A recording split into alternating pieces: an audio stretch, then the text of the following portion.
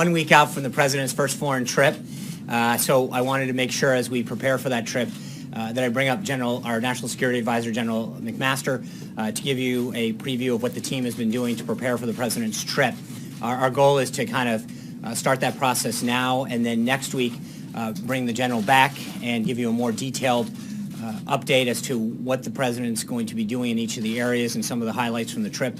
We'll obviously additionally have background briefings for you as well to give the team that's going to be traveling from the press corps some logistical updates. So without further ado, General McMaster. Will you take questions after him, Sean? Yes, Jeff, I will be glad to take your question. In fact, if you'd like, you get to go first today. Hey, thank you, Sean. Good afternoon and happy Mother's Day weekend, everybody.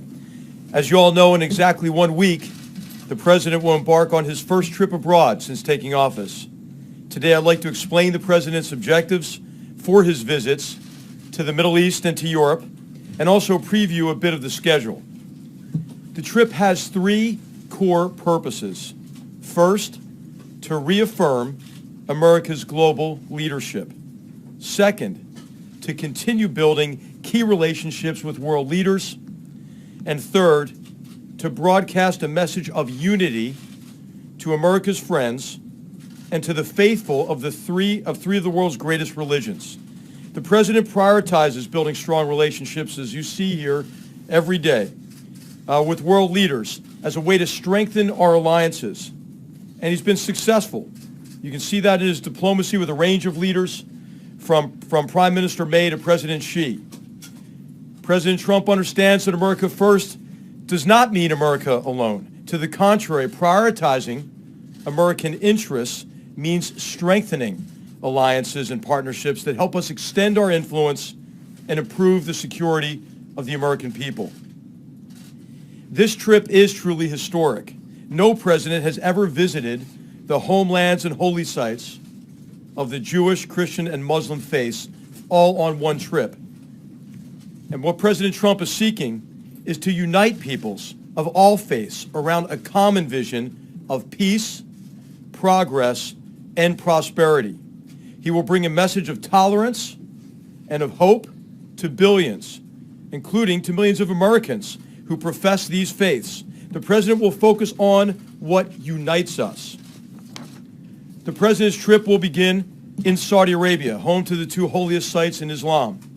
He will encourage our Arab and Muslim partners to take bold, new steps to promote peace and to confront those from ISIS to Al-Qaeda to Iran to the Assad regime who perpetuate chaos and violence that has inflicted so much suffering throughout the Muslim world and beyond.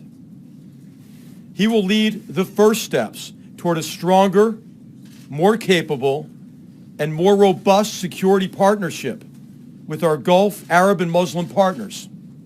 And he will develop a strong, respectful message that the United States and the entire civilized world expects our Muslim allies to take a strong stand against radical Islamist ideology, an ideology that uses a perverted interpretation of religion to justify crimes against all humanity. He will call for Muslim leaders to promote a peaceful vision of Islam.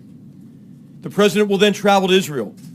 With President Rivlin and Prime Minister Netanyahu, he will reaffirm America's unshakable bond to the Jewish state. With President Abbas, he will express his desire for dignity and self-determination for the Palestinians. And to leaders and peoples alike across the entire trip, he will demonstrate his hopes for just and lasting peace. In Rome, the President will be honored to accept an audience with Pope Francis. He looks forward to paying his respects and to discussing religious freedom, ways to combat religious persecution, human trafficking, and cooperating on humanitarian missions across the globe. He will also pay his respects to the Italian people by meeting with President Mattarella, the head of state and one of America's most important treaty allies and trading partners. You also see again Prime Minister Gentiloni, who is hosting the G7 conference in Sicily. From Rome, the President will continue to Brussels for the NATO leaders meeting. There he will reaffirm America's commitment to the alliance, while stressing the need for members to pay their fair share, to shoulder responsibility, to share burdens, and for the institution to continue on the path of strengthening the alliance. President Trump will end his trip in Sicily for the G7 meeting in Taormina, where he will promote American economic leadership and also address unfair trade practices. He will remind our friends and partners that we are eager to explore further ways to address threats to our mutual security, from North Korea to Afghanistan to the broader Middle East. Before leaving, the President will visit Naval Air Station Sigonella, where he will thank our wonderful and courageous servicemen and women, allied personnel and family members for their sacrifices to keep us safe. And across the trip, he will meet our diplomats, the staff in our embassies who represent us so well across the world. Lastly, just a few words on how this all came together. The impetus for this trip came from the President himself, and he has been fully engaged from the beginning, setting objectives, overseeing the planning. The President is receiving regular briefings from his cabinet and from our senior staff here on the national security side and on the economic side as well. Most of the leaders the President will meet on this trip, as you know, he's already met in person or certainly by phone. These relationships are off to a very strong start, and the trip is an opportunity to broaden and deepen those relationships. The administration continues to be in close contact and consultation with Congress, and we're drawing on the expertise across the Senate and the House in preparation for the trip as well. And finally, this really is a team effort. The White House and National Security Council staffs, the National Economic Council, continue to work closely with our Departments of State, Treasury, Defense, and others to fulfill the President's objectives and ensure smooth execution. On behalf of the President, I express the whole administration's thanks for all the hard work it takes to organize a trip of this scope and of this importance.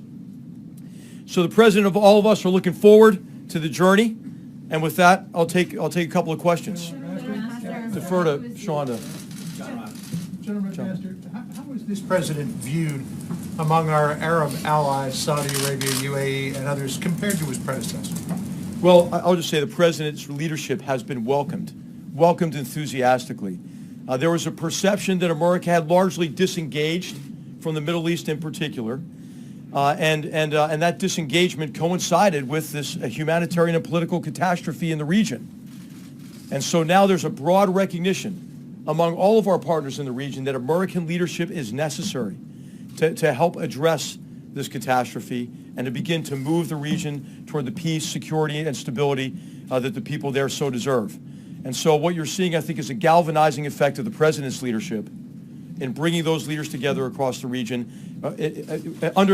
bringing them together for a positive agenda, right? Who's against ending this catastrophe? Who's against confronting these terrorists who are the enemies of all civilized people? Confronting Iran, who's participating in this cycle of violence, and to bring prosperity, peace to the region, the people who so richly deserve it. Thanks. Somebody who is crucial, obviously, in the intelligence community, somebody who's leading the National Security Council. So I have to ask you, this week in particular, there have been a lot of reports, including from our network, that intelligence officials are extremely concerned about how James Comey was fired. Do you believe that that threatens national security right now? Well, I told Sean that I would pass all those questions to him, and he'll be happy to answer that after this. But I'd like to do is focus on I'd like to focus on the trip, and I'll come back next week with more details of the trip as well. Thanks. John. You said the president the impetus for the trip came from the president himself. Was it the president himself who decided to begin this trip in Saudi Arabia, the birthplace of Islam? And is there symbolic significance to that? And how many of our Muslim allies, how many Muslim majority countries will be represented at the meetings in Saudi Arabia? Yes. Well, this is the president's initiative to begin the trip in the Middle East, hosted by King Salman and the Kingdom of Saudi Arabia, and the king is going to bring together partners from across the region to meet with the president. So the answer to your question is, and I can answer in more detail next week, because it's still coming in as sort of the final attendees. But he'll meet with a broad range of leaders in the Middle East. Of course, many of whom, most of whom he's met already here, or by phone certainly. And we have the Crown Prince Mohammed bin Zayed is coming, for example, on Monday as well. Steve? Sean, General McMaster, at the beginning of this very long week, we were hearing speculation that the president was considering thousands more troops for Afghanistan. When he goes to Brussels on Thursday of next week, what is the message to the NATO partners with respect to their commitment in this long fight? Well, the key is that all of us have to be committed, right, to achieving our fundamental objectives in Afghanistan. I mean, Americans know really better than anybody because the mass murder against our own country on September 11, 2001 originated with the terrorist safe haven and support base in Afghanistan. Recently, we have been engaged against ISIS or in ISIS Khorasan in Afghanistan with highly successful operations there that you'll hear more about in a press conference at the Department of Defense here in the near future. But what has happened in Afghanistan is the Afghan army is taking the brunt of the fight against these transnational terrorists and the Taliban.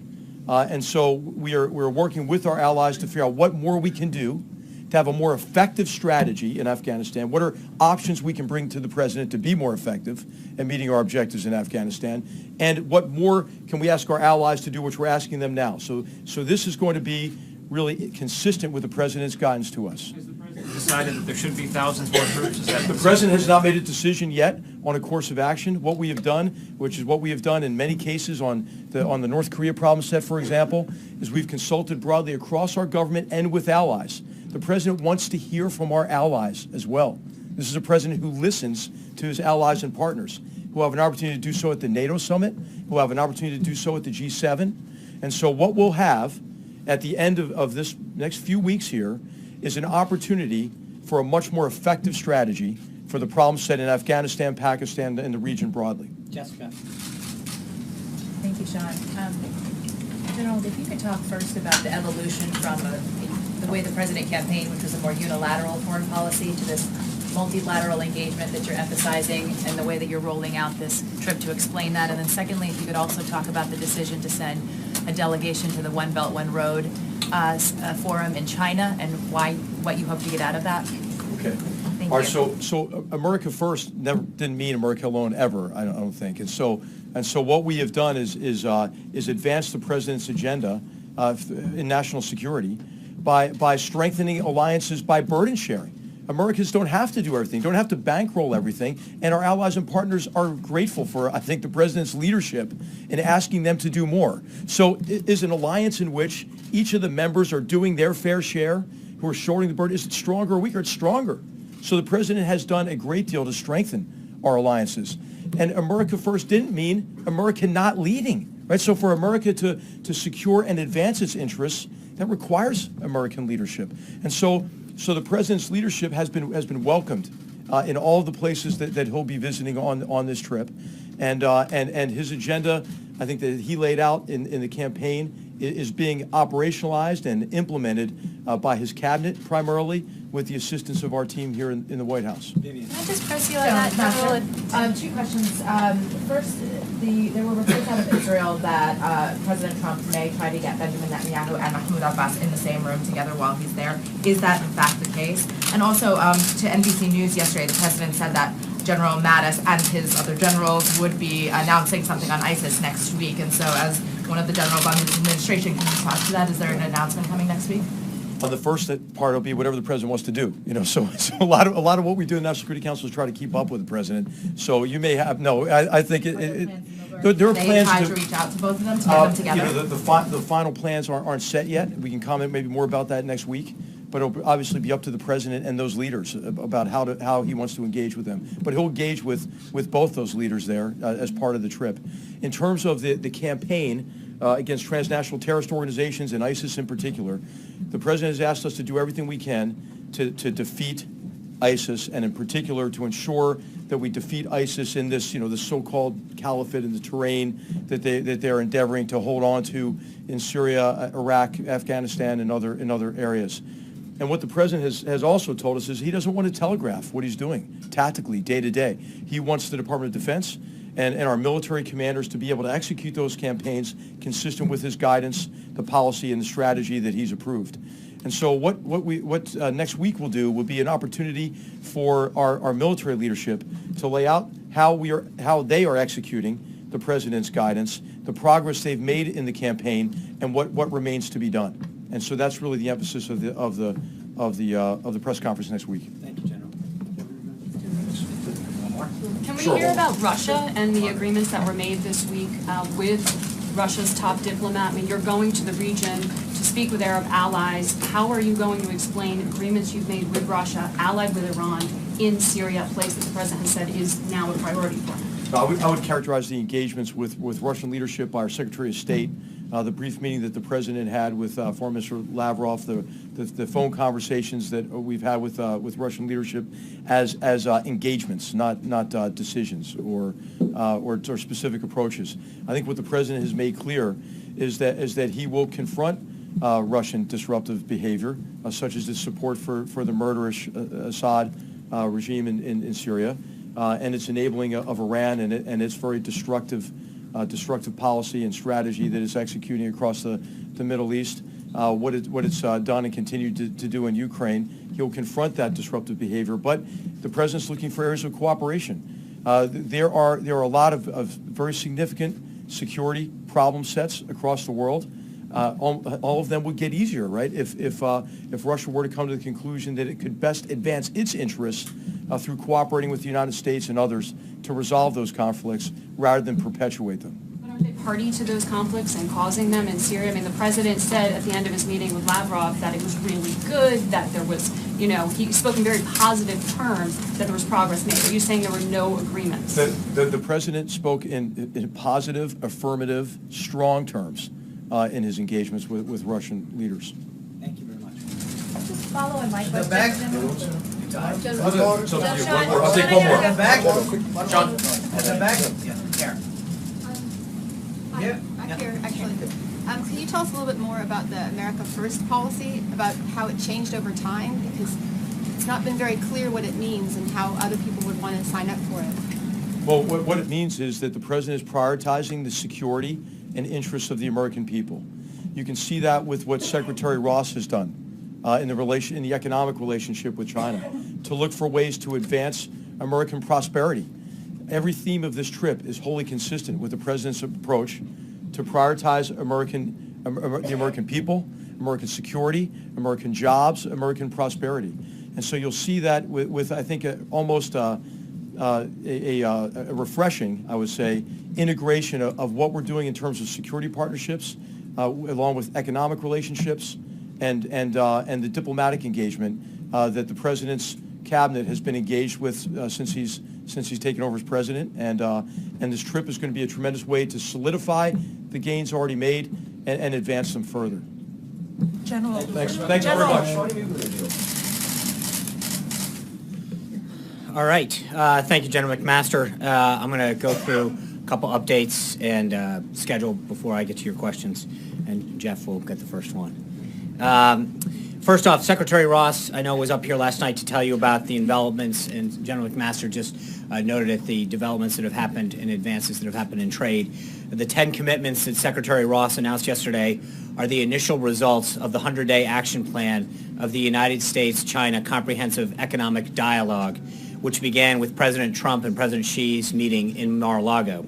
Under the leadership of Secretaries Ross, Mnuchin, and their Chinese counterparts, the United States has negotiated intensively to reach consensus in areas including agricultural trade, financial services, investment, and energy. One of the actions I want to point out in particular sets the stage for China to allow imports of American beef beginning no later than July 16th of this year. It's been 13 years since our cattle producers have been effectively locked out of the Chinese market. China is the second largest beef importer in the world, buying roughly $2.6 billion of beef every year.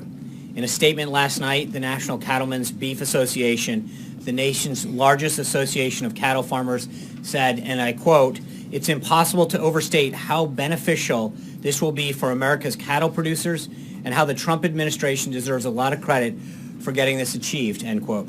This announcement came on the same day that Secretary Perdue visited a barge loading facility in the Ohio River and announced that he will appoint the first ever Undersecretary for Trade and Foreign Agriculture Affairs at the U.S. Department of Agriculture.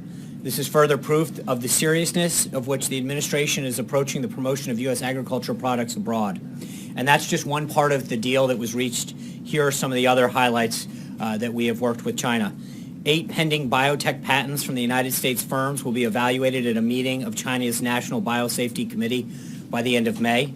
We welcome China to receive imported liquefied natural gas, with companies allowed to proceed at any time to negotiate contracts. China will allow foreign-owned financial services firms in China to provide credit rating services and credit investigations. By July 16th, China will issue further guidance to allow American-owned suppliers of electronic payment services to operate in China. And China will allow 2 American financial institutions to issue underwriting and settlement licenses no later than July 16th. As we continue to make progress within the 100-day framework, including discussion of a 1-year plan to solidify action that will benefit both of our countries. Moving on, this morning, Attorney General Sessions issued a memo that restores flexibility to prosecutors so that they can most effectively combat the crisis of illegal drug trafficking that is polluting our cities and destroying our communities and families. This policy was formulated after extensive consultation with the prosecutors that handle these cases each and every day around the country. With these additional options available to them, they now have the leverage they need to get at the root of drug trafficking and the violent crime that surrounds it. As the Attorney General said this morning, this will take the handcuffs off our nation's prosecutors, and if I can add, it frankly puts the handcuffs on the drug traffickers who threaten the safety of our families and communities. The Trump administration is signaling to the worst of the worst, the drug traffickers who violate our drug laws to move these dangerous substances around our border and into our communities, that the United States Department of Justice will no longer look the other way. This week, the administration has also been busy engaging with senators and their staffs now that the American Health Care Act and the relief it promises for the American people is in the Senate's hands. I know Sarah talked to you yesterday about how Aetna has pulled out of Obamacare exchanges completely, leaving only one insurer in some of the markets. Another report yesterday out from eHealth showed that the average premium for individual plans has spiked 39% since 2014. In some cases, insurance premiums and out-of-pocket expenses have become families' most significant expenses. With each new report, it becomes clearer and clearer that we can't wait any longer to repeal and replace this failing system. Until we enact serious reforms of the healthcare system, the American people will continue to suffer under the consequences. Tomorrow, the President will deliver his first commencement address in Lynchburg, Virginia at Liberty. He is greatly looking forward to visiting with Liberty students and faculty who gave him such a warm welcome last year. He can be expected to note to the graduates his own change in status since they were last together. As many of you know, Liberty is the largest Christian school in the nation and has in recent years made many remarkable strides forward in its academic, extracurricular, and athletic endeavors. Besides taking note of these achievements, the President will be congratulating the graduates on their accomplishments and encouraging them to be a force for good in the world by standing up for their values that Liberty has taught them. He will be offering congratulations, thanks, and praise and encouragement on a day of optimism and new beginnings for the graduates as well as the nation. In terms of the rundown for next week, the President has a very packed schedule before we depart on his first foreign trip. On Monday, he's hosting the Crown Prince of the United Arab Emirates. On Tuesday, he'll welcome the President of Turkey. On Wednesday, the President will travel to New London, Connecticut to deliver the commencement address at the United States Coast Guard Academy. On Thursday, the President of Colombia will be at the White House for an official visit. And on Friday, we set off on the trip, with the first stop being Saudi Arabia. And finally, in honor of Mother's Day, this afternoon, the First Lady will host a reception in honor of military mothers in the residence, followed by a performance by the Army Chorus and Marine Band. The White House will issue a Mother's Day proclamation later as well. Beyond all of the activity here, this is the official reminder to everyone to get your flowers and cards before it's too late. And with that, Jeff Mason. Thank you for that reminder, Sean. You're welcome.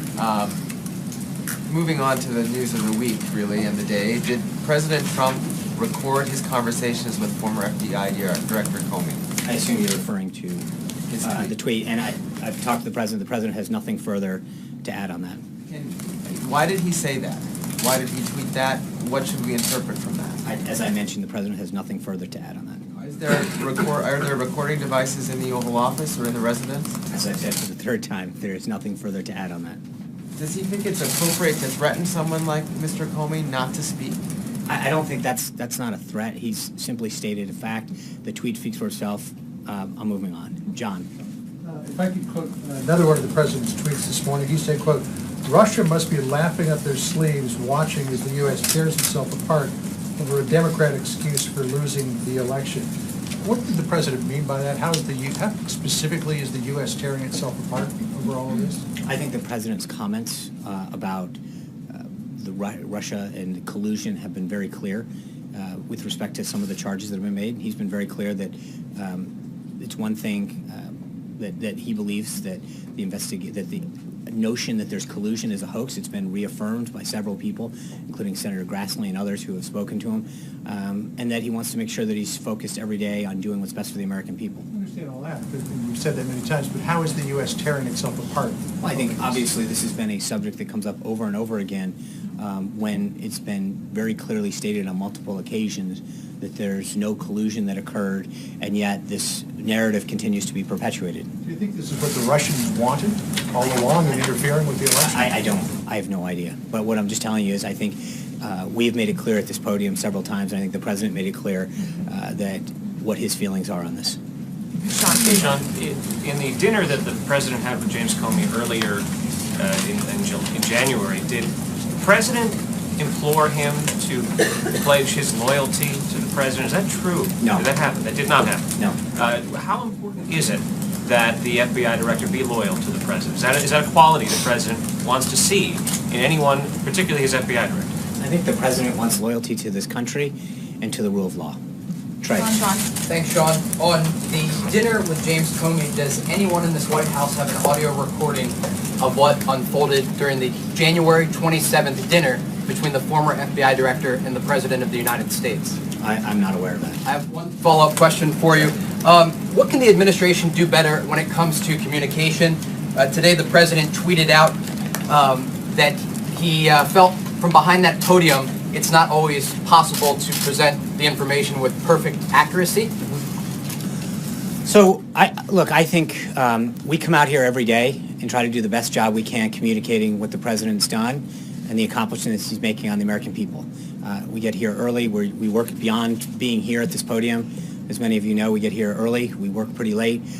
We do what we can, but the president is an activist president. He keeps a very robust schedule, as many of you are very well aware, and as you can tell by the activities of next week alone.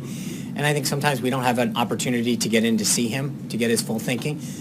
In those cases, we do our best to follow up with you. But I think that there are times when you, more than not, read a story where someone's trying to pull apart one word, one sentence, and say, aha, and make it a gotcha thing. We work very hard to get you the most accurate and up-to-date information throughout the day. We don't always have the opportunity to get in to see the president. And in those cases, I think we do a pretty good job of following up and getting you the information after the briefing or in a subsequent. So that's exactly what he meant. Is the president considering canceling the daily press briefings? I think he's a little dismayed, as well as a lot of people, that we come out here and try to do everything we can to provide you and the American people with what he's doing on their behalf, what he's doing to keep the nation safe, what he's doing to grow jobs. And yet we see time and time again an attempt to parse every little word and make it more of a game of gotcha, as opposed to really figure out what the policies are, why something's being pursued, or what the update is on this. And I think that's where there's a lot of dismay, and I don't think it's something that just alone the president feels. Can I ask you one final logistical one question? Final. It's Friday. On the original question I had about the dinner on January 27th with James Comey, right. The president wasn't clear during the NBC interview who invited the FBI director to the White House at that time. How many invitations did the White House send to Director James Comey after January 20th and before the director was fired? I don't know. I'll try to get back to you. Katie. Hey, Sean, I have a question about the Turkish president's visit next week. He recently President Erdogan called for Muslims to rush the Temple Mount, considering the president has said he's a mediator for peace between the Palestinians and the Israelis. What is his response to that? And then I have another question. So I think what you've seen with the president's meeting with these leaders is he engages privately in a lot of these things, and I think to a large degree, he's been able to achieve great success, whether Aya Higazi in that particular case, working behind the scenes, whether it's the progress that he's made with China.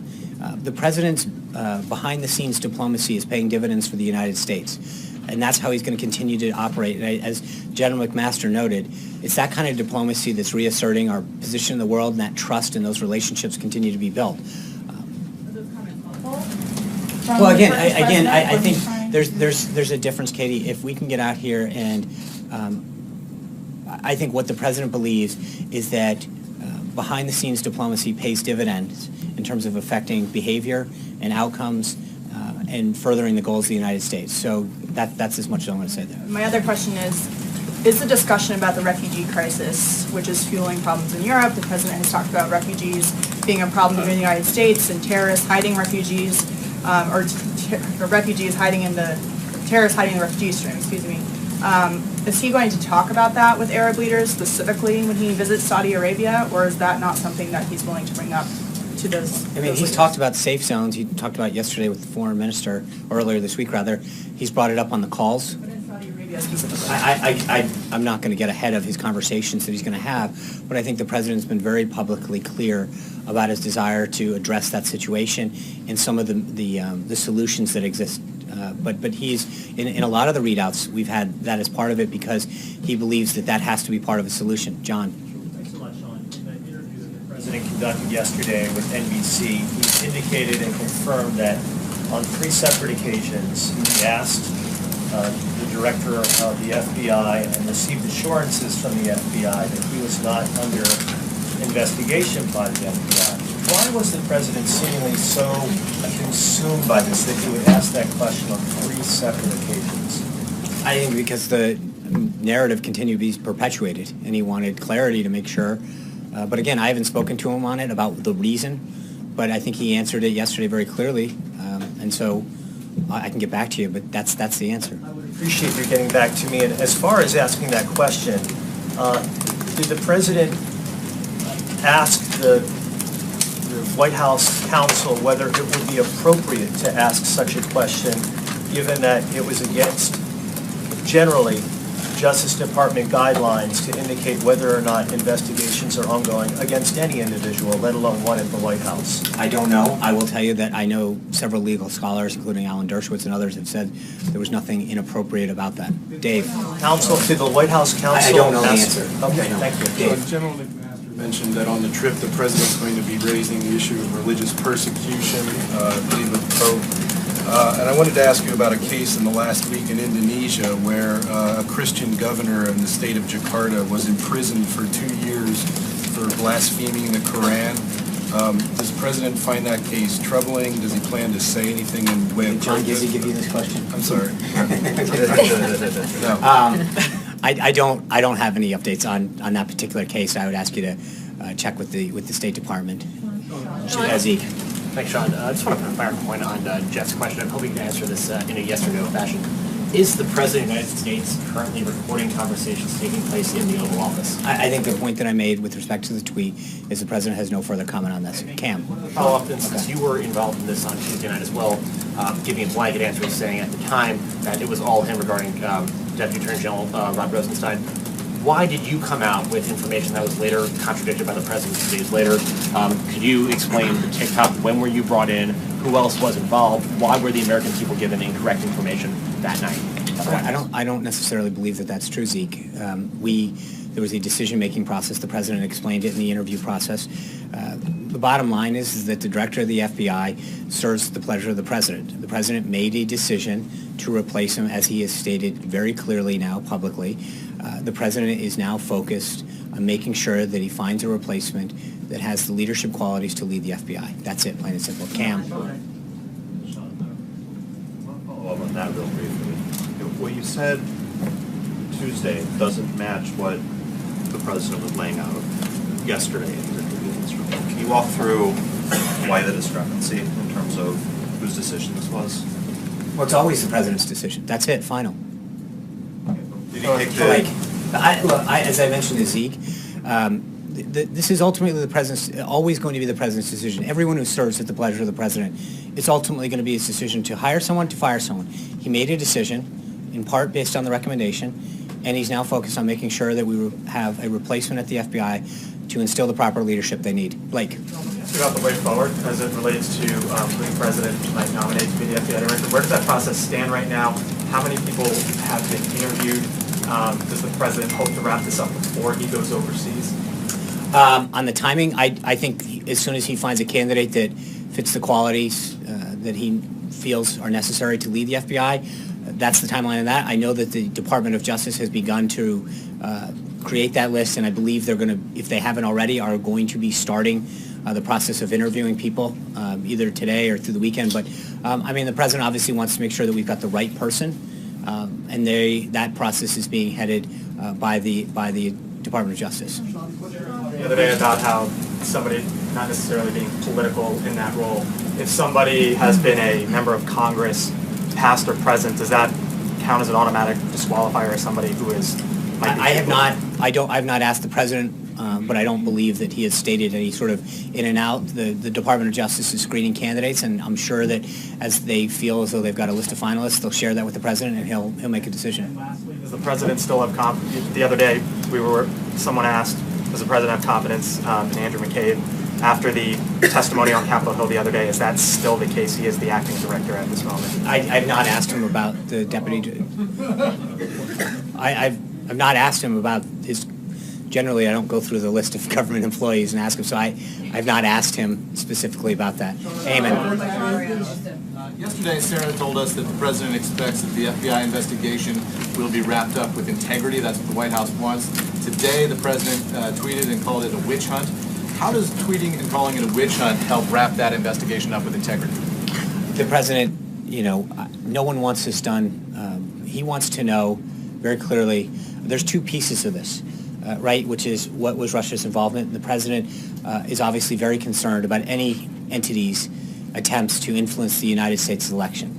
And that's one investigation. I think the second, this false narrative that we continue to fight every day that has been debunked by intelligence individuals, members of Congress who've been briefed over and over again, that's where I think he's growingly concerned, as well as a number of American people who are growingly concerned that there is this perpetuated false narrative out there. That's I think, the nut of this.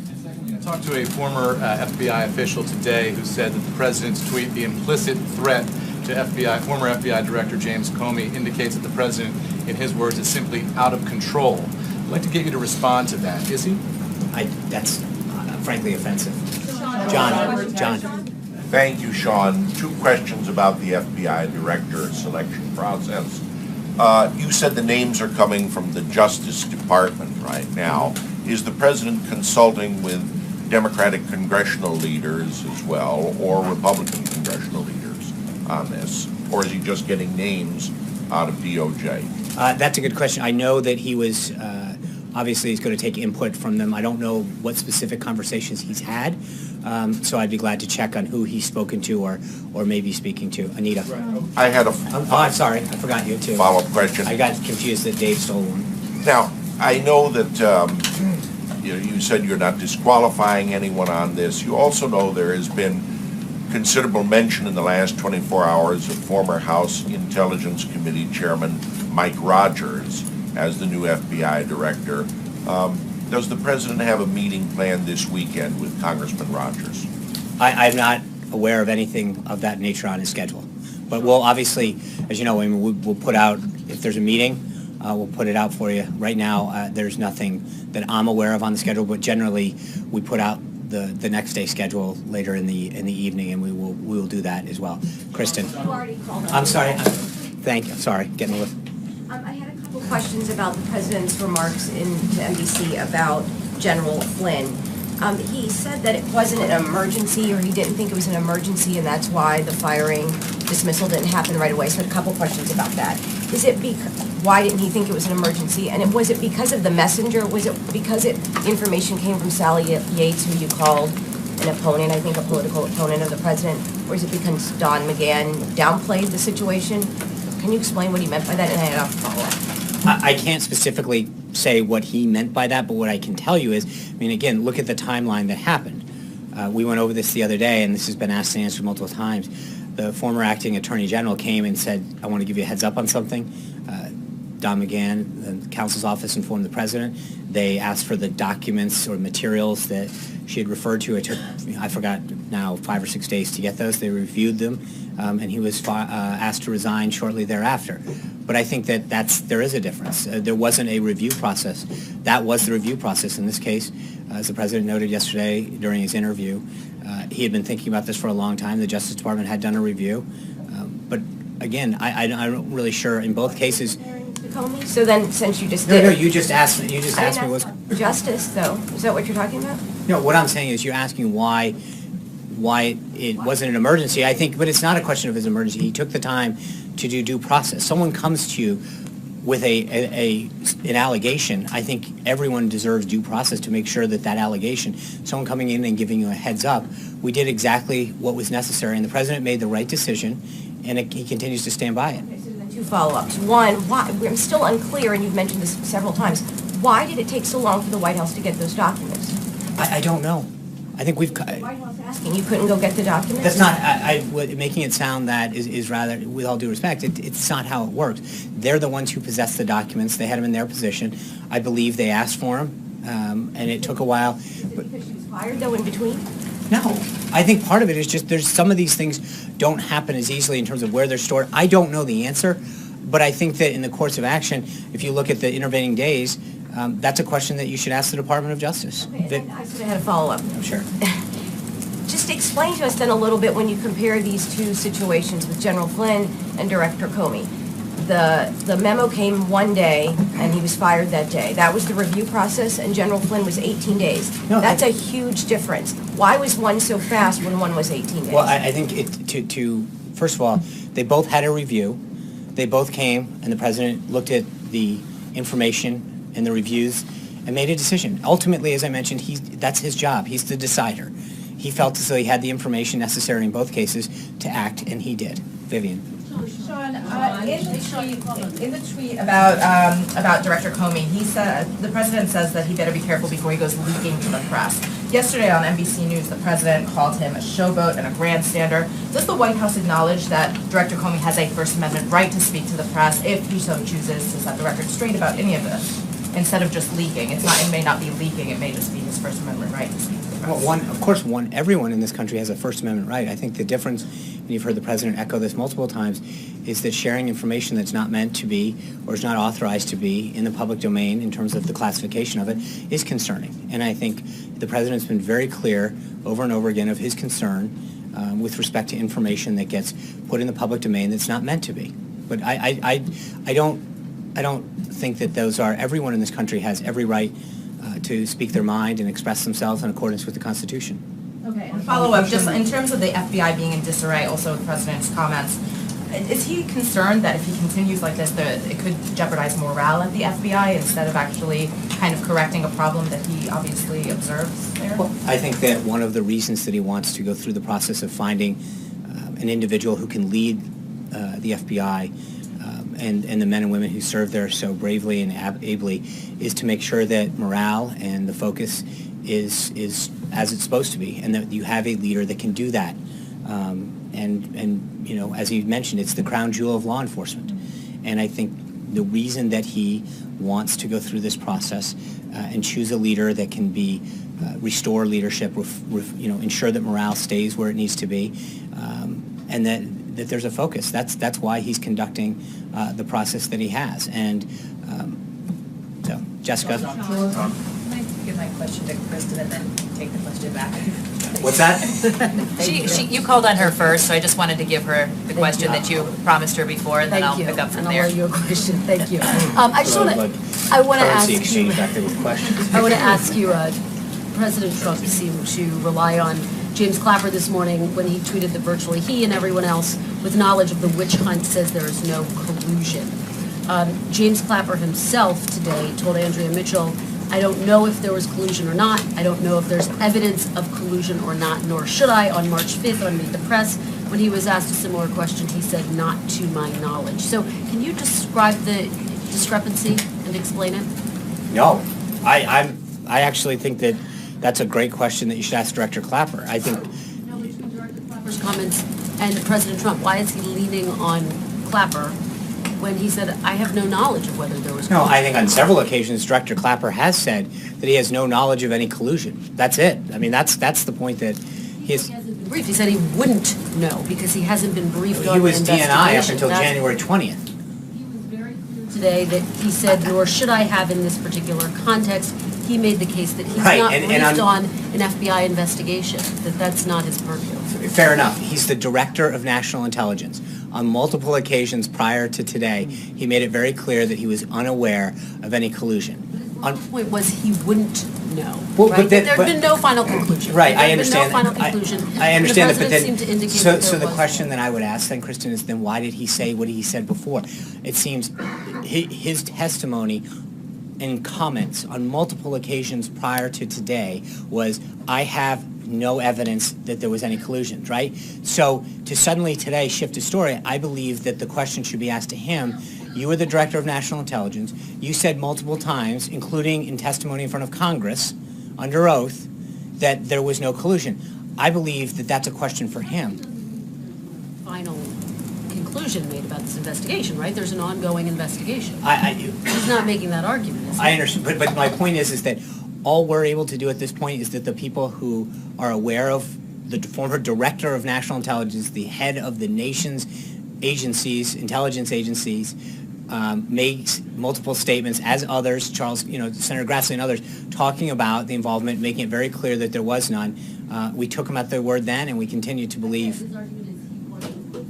But I want to Well, move then on to that, just again, one other I think question. that, but the question, Kristen, before you move on, is then why did he make the statements that he did when he did? To turn around now, months later, and say, well, even though I made those comments on multiple occasions, I wasn't briefed?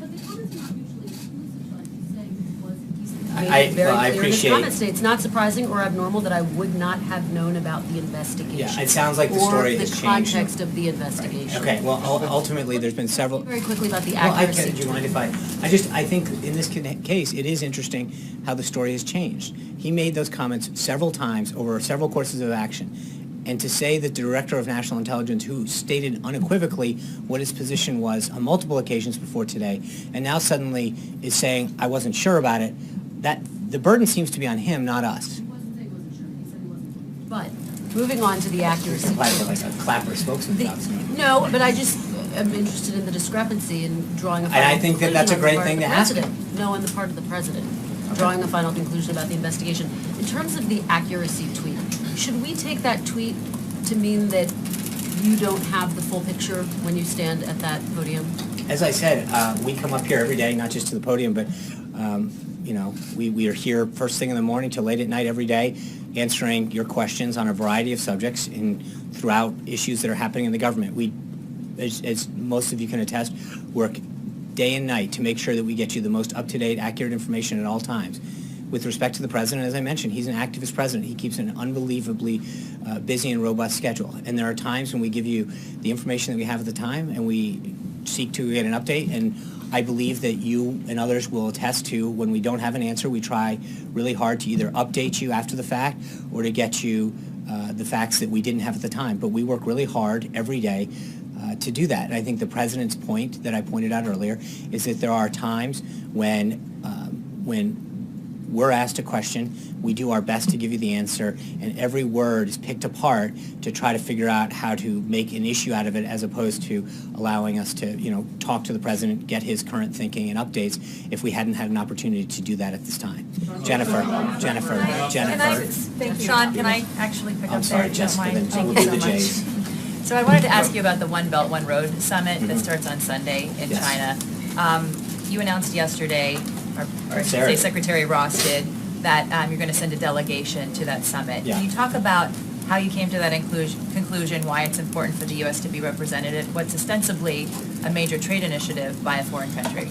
As you point, it's a major trade initiative. There's a lot of ports and infrastructure that they're looking to do, and through those discussions that Secretary Ross and Secretary Mnuchin and others had at Mar-a-Lago, and part of this is that is something they've done. We're going to continue to work with them. Obviously, trade is a major issue for us, and what they're looking to do is of great importance to our economic and national security, and they've asked us to send people to that, and we have them attend things that we're doing as well. And I think that's, as the President has shown, in terms of the relationship that he's built with President Xi and the rest of the team built with their delegation, those relationships are clearly paying dividends both on the national security front and on the economic front. Jennifer. Signal that the U.S. is going to participate in the One Belt, One Road initiative? We'll have a readout. At this point, that's all we have on One Belt, One Road. Two questions. The first one on loyalty and the next one on the visit to the FBI headquarters. So this president does value loyalty. Was there any sort of, before you were hired, any sort of request or hint that you pledged personal loyalty to him at all before you were hired? No. I've pledged my loyalty to the Constitution and to the American people, as has everyone who serves in our government and this administration, and we stand by that. The president was warned that he might not be well received at the FBI headquarters if you were to visit. I don't, not that I'm aware of. Thank you guys. Have a great weekend. We'll see you on Monday. Thank you. Bye. Ask the president if he is installed listening devices in the White House.